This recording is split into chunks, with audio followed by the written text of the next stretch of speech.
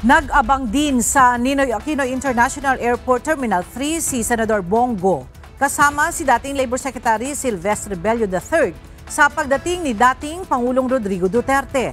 Sa isang video na ibinahagi ni Senador Bongo, makikitang kasama nito ang isang doktor na sinasabing susuri sa kalusugan ni dating Pangulong Duterte sa oras na dumating ito.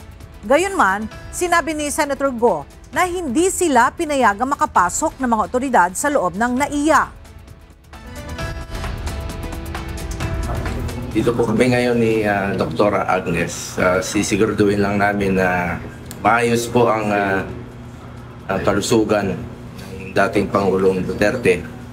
Actually, schedule po siya bukas ng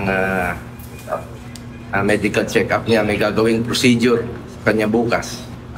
Dito po sa hospital, sa Cardinal. Kaya po siya tumuloy at kailangan niyang magpa-check up talaga. Regular check-up. Si Dr. Agnes, siya po yung personal physician ni dating Pangulong Duterte for the last 20 years. Dito po kami, Secretary Bello. Kaya lang, ayaw kami papasukin.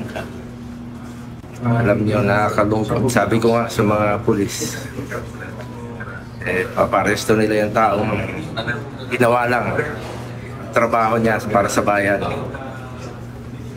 Sinakripisyo niya lahat